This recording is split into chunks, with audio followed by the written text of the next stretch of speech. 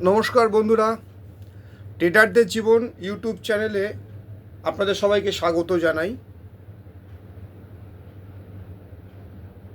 আগামী সপ্তাহ অর্থাৎ 2 তারিখ থেকে যে সপ্তাহটা শুরু হবে সেপ্টেম্বর মাসে, সেই সপ্তাহের একটা পূর্বাভাস দেওয়ার জন্য নিফটি এবং ব্যাঙ্ক নিফটির প্রেডিকশান এবং কি হতে পারে না হতে পারে, কোন কোন শেয়ারের প্রতি নজর রাখতে হবে, তার একটা আবহাওয়ার পূর্বাভাস দেওয়ার জন্য আপনাদের কাছে উপস্থিত হয়েছি। আর গত সপ্তাহে যেগুলো বলা ছিল সেগুলোর কি অবস্থা হয়েছে, সেসব শেয়ারগুলোর কি হয়েছে, নিফটি ব্যাঙ্ক নিফটি যা বলা ছিল তার কোথায় ভুল কোথায় ঠিক হয়েছিল, আর আমার নিজের ট্রেডিং যা করেছিলাম তার কি ভুলভ্রান্তি তা আপনাদের সঙ্গে শেয়ার করবার জন্য উপস্থিত হলাম। গত সপ্তাহে নিফটি এবং ব্যাঙ্ক নিফটি যা বলেছিলাম মোটামুটি মিলিয়ে দেখে নেবেন সেগুলো মুভমেন্ট করেছে কি না করেছে। একটাই ভুল আমার ছিল প্রেডিকশানটা, সেটা হচ্ছে ব্যাঙ্ক নিফটি ক্ষেত্রে ভেবেছিলাম হয়তো 25,050 থেকে 25,080 মধ্যে নিফটি এক্সপায়ারি হবে, বাট এক্সপায়ারি হয়েছে উপরে, that is a good for the market. Bank Nifty বলেছিলাম সেরকম নিফটির আন্দাজে পারফর্ম করবে না, তাই করেছে, পারফর্ম করেনি। আর 350-এর উপর বলেছিলাম ব্যাঙ্ক নিফটি আপনার ব্রেকআউট হবে, 350-এ গিয়ে দাঁড়িয়ে আছে, দেখে নিন ব্যাঙ্ক নিফটিটার ক্ষেত্রে। তা এখনও ব্যাঙ্ক নিফটি, আমি এখনও বলছি ল্যাগার্ড, কিন্তু অনেকে বলছে ব্যাঙ্ক নিফটি ব্রেকআউট হয়েছে। আমি বলছি 350-এর উপর একটা রাত্রি থাকতে হবে, তাহলে ব্যাঙ্ক নিফটি কিন্তু অনেক উপরে যাবে বলে আমি আশা করছি। এবারে আসি এই সপ্তাহে নিফটি ব্যাঙ্ক নিফটি আর তার প্রেডিকশান কী হতে পারে, তার সাপোর্ট রেজিস্ট্যান্স নিয়ে কথাগুলো। গত সপ্তাহে যে ক্লোজিংটা হয়েছে নিফটির ক্ষেত্রে তা কিন্তু তার আগের সপ্তাহ থেকে উপরে ক্লোজিং হয়েছে। গত সপ্তাহে ওপেনিং হয়েছিল নিফটির ক্ষেত্রে 24,906, লো মেরেছিল 24,876, হাই হয়েছে 24,268, ক্লোজিং হয়েছে ভুল বললাম, রেক্টিফাই করে দিই। 24,906 হয়েছে ওপেনিং হয়েছিল, লো হয়েছিল 24,876, হাই মেরেছে 25,268, ক্লোজিং হয়েছে 25,235। এটা নিফটি গত সপ্তাহটা ক্লোজিং নতুন হাই সব কিছু হয়েছে, নিফটি ইজ ওকে, কোনো প্রবলেম নেই। নিফটির ক্ষেত্রে আমাদের এখন যেটা টানার প্রশ্ন হচ্ছে কি, নিফটি প্রত্যেকটা সেক্টর কিন্তু অলরেডি মুভড, এখনও ব্যাঙ্ক নিফটি কিন্তু সেরকমভাবে মুভ করেনি।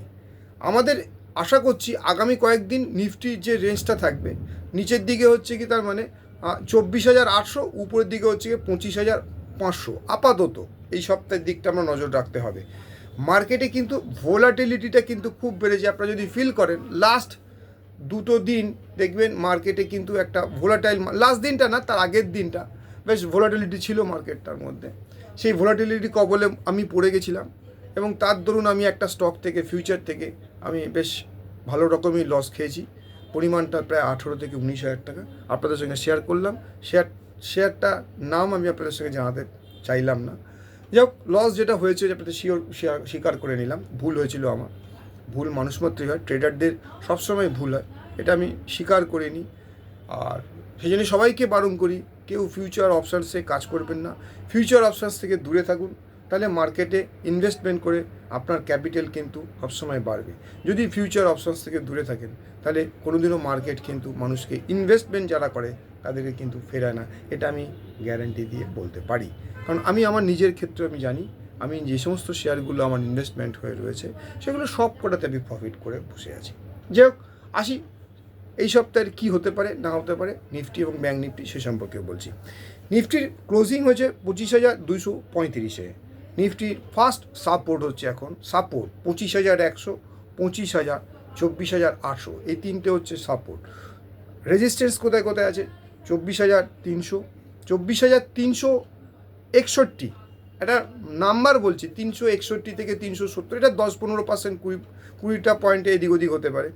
এখানে একটা বড় রেজিস্ট্যান্স আছে, এই কটা দিন এই লাইনের মধ্যেই থাকবে, কারণ এটা আপার চ্যানেল আবার ক্রিয়েট হচ্ছে, নিফটি একটা আপার চ্যানেল নতুন করে আবার ক্রিয়েট হয়েছে লাস্ট পড়ার পর থেকে।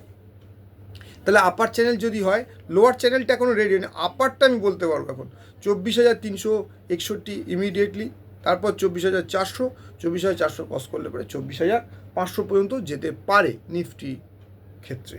নিচের দিকে সাপোর্টগুলো বলে দিলাম, উপরের ক্ষেত্রে স্ট্রং রেজিস্ট্যান্সগুলো বলে দিলাম। সুতরাং চেষ্টা করবেন নিফটি পিসিআর এখনও ঠিক আছে, কিন্তু ব্যাঙ্ক নিফটির পিসিআর কিন্তু কম্পারেটিভলি কিন্তু এখনও উইক আছে। আসি এবার ব্যাঙ্ক নিফটির ক্ষেত্রে। ব্যাঙ্ক নিফটি ওপেনিং হয়েছিল এই সপ্তাহের ক্ষেত্রে আপনার উইকলি বেসিসে, সেটা হচ্ছে 51,100, 51,462 হাই মেরেছিল, লো মেরেছিল 50,980, আর ক্লোজিং করেছে 51,351। This is a good sign for the bank Nifty. অনেকে বলছে ব্যাঙ্ক নিফটি ল্যাগার্ড, কিন্তু আমি বলছি ব্যাঙ্ক নিফটি আর একটা দিন 400 মানে আর 50টা পয়েন্টের উপর যদি থাকতে পারে, কি 100 পয়েন্টের উপর থাকতে পারে ব্যাঙ্ক নিফটি, একটা রাত্রি ক্লোজিং করে, তাহলে ব্যাঙ্ক নিফটি কিন্তু আপওয়ার্ড মুভমেন্ট হবে, এবং সেক্ষেত্রে ব্যাঙ্ক নিফটি ফার্স্ট টার্গেট হবে 50,871।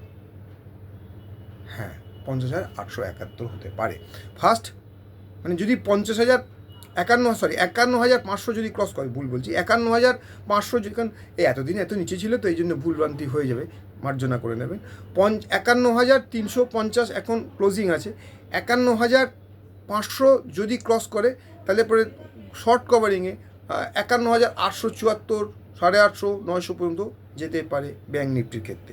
সেক্ষেত্রে নিফটিকে তুলবার জন্য ব্যাঙ্ক নিফটি সাপোর্ট করবে, কারণ আমি গত সপ্তাহে বলেছিলাম নিফটিকে যদি তার নতুন হাইয়ের দিকে যেতে হয় এবং নিফটিকে যদি সাপোর্ট করতে হয়, যে স্টকগুলোকে তার পারফর্ম করার দরকার ছিল, আপনি মিলিয়ে নিন। আমার আগের চ্যানেলে যেগুলো বলা ছিল, বলেছিলাম এলটি কিনুন, রিলায়েন্স কিনুন, অ্যাক্সিস ব্যাঙ্ক কিনুন, আইসিআইসিআই ব্যাঙ্ক কিনুন, এইচডিএফসি ব্যাঙ্ক কিনুন, এগুলো নিফটিকে উপরে তুলতে সাহায্য করবে বলে বলেছিলাম।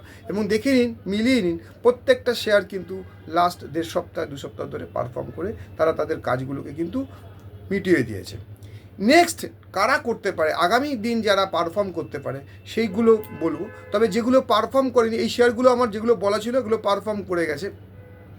আর যে সমস্ত কিছু শেয়ার বলেছিলাম যেগুলো পারফর্ম করেনি, তার মধ্যে হচ্ছে কি আরতি ইন্ডাস্ট্রিজ এখনও পারফর্ম করে, তবে হ্যাঁ লস নেই, লাভের মধ্যেই আছে। আরতি ইন্ডাস্ট্রিজ পারফর্ম করেনি, এইচডিএফসি ব্যাঙ্ক সেভাবে পারফর্ম করেনি, এসবিআই ভেবেছিলাম পারফর্ম করবে, সেভাবে পারফর্ম করেনি। যে লসের মধ্যে থাকা উচিত না, যদি কেউ পজিশন বানিয়েও থাকেন ক্যাশ মার্কেটের ক্ষেত্রে আমি বলছি, মনে হয় না লস হওয়া উচিত আছে।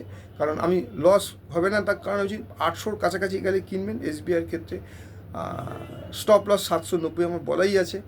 আর আরতি ইন্ডাস্ট্রিজের ক্ষেত্রে বলেছিলাম যে 615-20 মধ্যে এসেছিল, কিনেছেন যারা আছেন তারা 44-45 পর্যন্ত রেট দেখেছেন, এখন আবার নিচের দিকে আছে। তবে স্টপ লস কিন্তু বলেই দিয়েছি, স্টপ লসটাকে মেনটেন করবেন, পারফর্ম করবে। এগুলো হোল্ড করে রাখতে পারে, মনে হয় ফিউচারে পারফর্ম করবার আশা করা যায়, কারণ মার্কেট টপে আছে, এরা নিচের দিকে আছে। তাহলে মার্কেটকে সাপোর্ট করতে গেলে এদেরকে নিচ থেকে টেনে তুলতে হবে বলে আমি মনে করি। এতদিন ধরে মার্কেটে থাকে যেটুকুনি বুঝতে পারি সেটুকুনি আপনাদের সঙ্গে শেয়ার করলাম। ব্যাঙ্ক নিফটি তাহলে সাপোর্ট কী হলো আগে বলে নিই। ব্যাঙ্ক নিফটি ফার্স্ট সাপোর্ট হচ্ছে এখন 51,000, তারপরে হচ্ছে গিয়ে 51,100, 51,000, 50,000, 50,900, সব থেকে বড়ো সাপোর্ট হবে 50,719। চেষ্টা করবেন যত নিয়ার টু দ্য সাপোর্টের সামনে কেনা যায়, তাতে আপনার প্রফিট রেশিওটা ভালো হবে। উপরে রেজিস্ট্যান্স বলে দিলাম 51,400, 51,500, 51,819। যদি 51,500-র উপর থাকে তাহলে কিন্তু ব্যাঙ্ক নিফটি অনেক উপর দিকে যাওয়ার সম্ভাবনা থাকবে।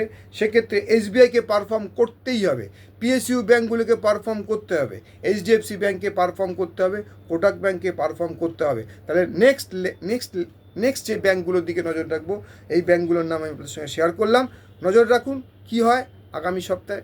নিফটি যদি উঠতে হয় ব্যাঙ্ক নিফটিকে সাপোর্ট করতে হবে, কিন্তু নিফটি ওভার বট পজিশনে কিন্তু চলে যাওয়ার সম্ভাবনা দেখা যাচ্ছে। সুতরাং কশাস থাকবেন, উপরে কিনবেন না। সবসময় বলি কেনার চেষ্টা করুন নিচে, উপরে বেচার চেষ্টা করুন নিচে। যখনই দিনের শেষে বা দিনে কোনো একটা সময় যখন ড্রপ করবে নিফটি বা একটা কারেকশান দেবে ইন্টারডের ক্ষেত্রে, তখন কেনার চেষ্টা করুন। উপরে কিনবেন না, নিচে কিনলে উপরে বেরিয়ে যাবেন। স্টপ লসটা সব সময় দেবেন নিফটি, ব্যাঙ্ক নিফটি বা যে কোনো স্টকের ক্ষেত্রে। যদি ইন্টারডে করেন বা ডেলিভারিতেও নেন, নিজের টাকায় যদি কেনেন চেষ্টা করবেন স্টপ লস দিয়ে কিনবেন, কারণ মার্কেট উপরের দিকেই আছে। যে কোনো সময় একটা কারেকশান যদি হয় তাহলে আপনি আপনার ক্যাপিটালকে প্রোটেক্ট করতে পারবেন বলে আমি সবসময় সবাইকে বলি যে স্টপ লস দিয়ে ট্রেড করবেন। আর আমি এতদিন ধরে মার্কেটে লস করেও বেঁচে আছি, তার কারণ হচ্ছে আমি আমার ক্যাপিটালটাকে প্রোটেক্ট করার চেষ্টা করি সবসময়। আমি স্টপ লস ছাড়া, আমার মাথায় আমার যে গুরুরা বলে দিয়েছেন, আমি কিন্তু কোনো সেরকম কোনো কারোর কাছে, কয়েকজনের কাছে ক্লাস ফাস করেছি, নো ডাউট করেছি, না বললে তো অস্বীকার করা যায় না, করেছি। তারা কিন্তু প্রথমেই আমার বলেছিল, বাবা যখনই ট্রেড করবে স্টপ লসটাকে দিয়ে ট্রেড করবে, তাতে তোমার ক্যাপিটালটা প্রোটেক্ট হবে, তোমার লসটা তুমি জানতে পারবে। তা সবাইকেই বলি, স্টপ লস দিয়ে ট্রেড করুন, স্টপ লস ছাড়া ট্রেড করবেন না। ফিউচার অপশনস থেকে যত দূরে থাকবেন ততই লাভ, ততই আপনার ক্যাপিটাল বাঁচবে, মনে শান্তি থাকবে। যাই হোক, আজকের মতন ব্লগটা এখানেই শেষ করলাম। এই চ্যানেলে আবার বিধিবদ্ধ বলে দিই, কারণ বলতেই হবে আমাকে, এই চ্যানেলে যেটা আমি ডিসকাস করলাম সেটা সম্পূর্ণ হচ্ছে একটা এডুকেশনাল পারপাস। আমি যেটা আলোচনা করলাম সেটা সম্পূর্ণ এডুকেশন পারপাসে করেছি। যদি আপনারা পজিশন বানান, তার দায় দায়িত্ব আমি বা আমার চ্যানেল থাকবে না। আপনি আপনার নিজস্ব ফিনান্সিয়াল অ্যাডভাইসের সঙ্গে কথা বলে তবে আপনি পজিশন বানান। আজকের মতন বিদায় নিলাম। লাইক করুন, শেয়ার করুন, সাবস্ক্রাইব করুন। আবার দুদিন পরে আরেকটা ব্লগ নিয়ে আপনার সঙ্গে উপস্থিত হব।